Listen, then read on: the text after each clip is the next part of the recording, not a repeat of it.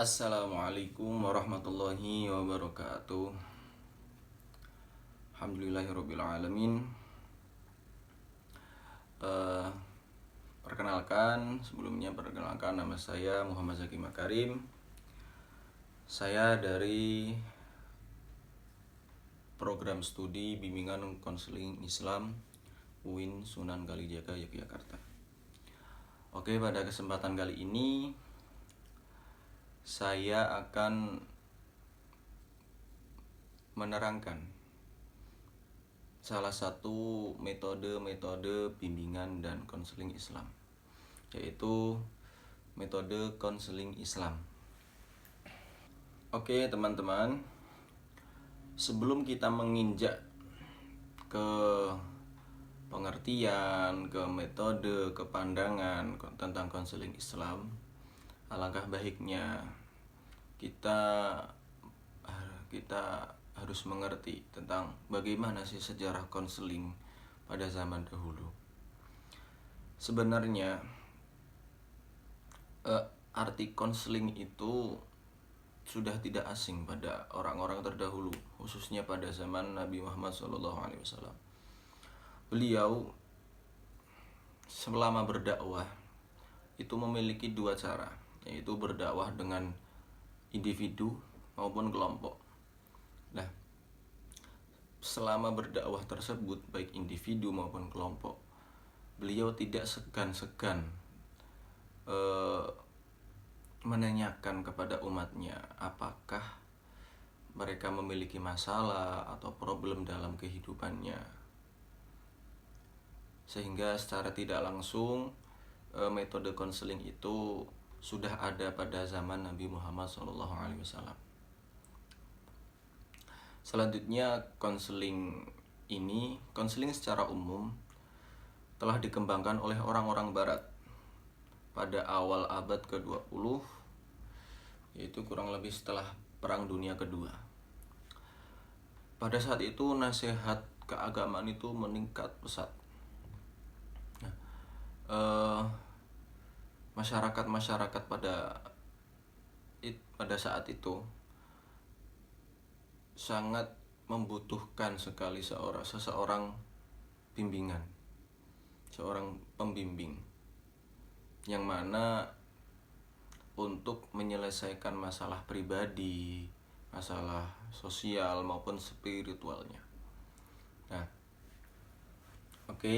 selanjutnya munculnya konseling Islam di Indonesia itu sebab diadakannya seminar nasional yang bertempatan di Universitas Islam Indonesia Yogyakarta,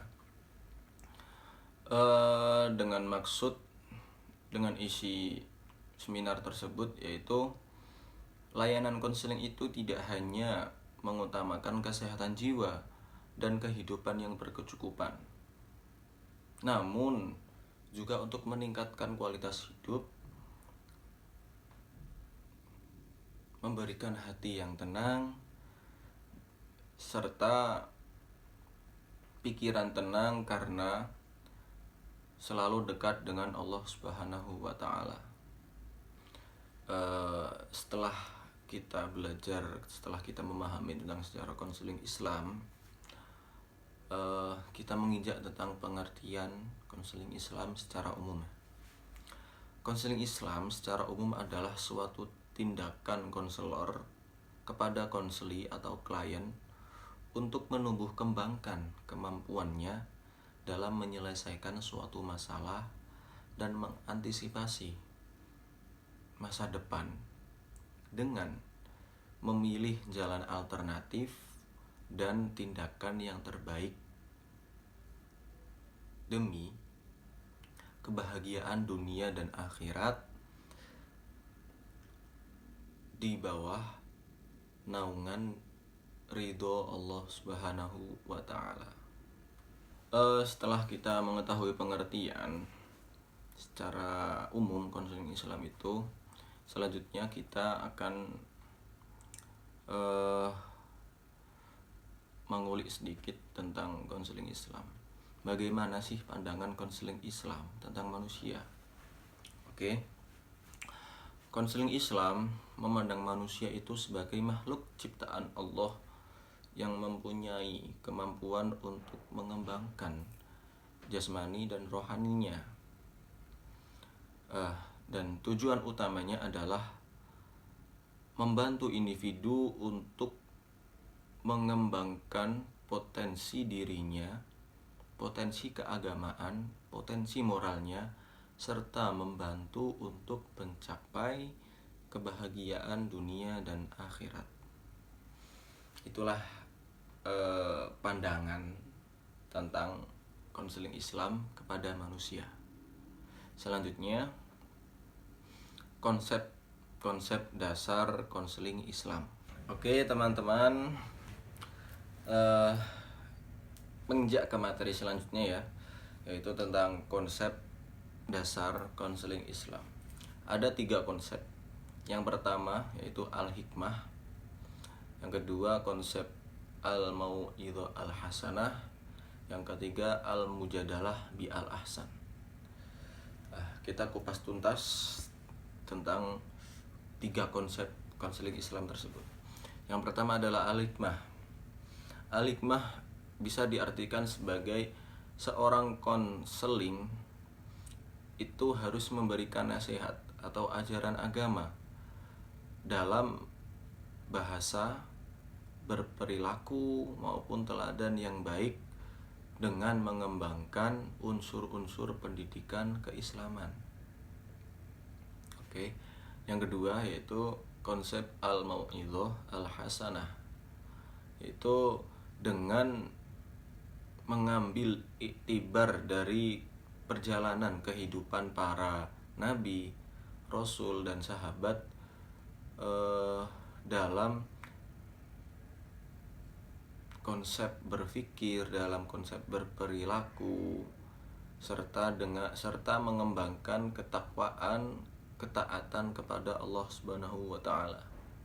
Yang ketiga, al-mujadalah bi al-ahsan, yaitu bisa diartikan sebagai seorang klien itu memiliki kebimbangan dalam arti itu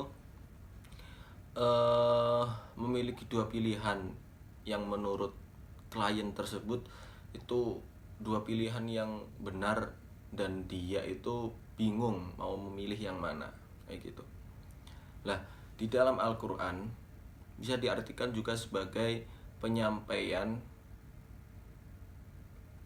keagamaan secara dialog, secara pesantren kilat, secara yaitu pesantren kilat dengan ajaran-ajaran keagamaan. Oke teman-teman, selanjutnya kita menginjak ke tujuan konseling Islam. Ada tujuan konseling Islam, yaitu tujuan khusus, tujuan umum dan tujuan khusus. Yang pertama yaitu tujuan umum, itu membantu seorang klien agar menjadi manusia seutuhnya untuk kebahagiaan dunia dan akhirat. Yang kedua adalah tujuan khusus. Ada 3 tujuan khusus. Yang pertama adalah membantu orang agar tidak mempunyai masalah.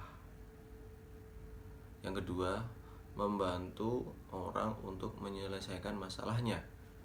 Dan yang ketiga adalah membantu untuk memilih dan mengembangkan situasi dan kondisi seseorang tersebut, baik itu situasi yang baik atau tidak baik,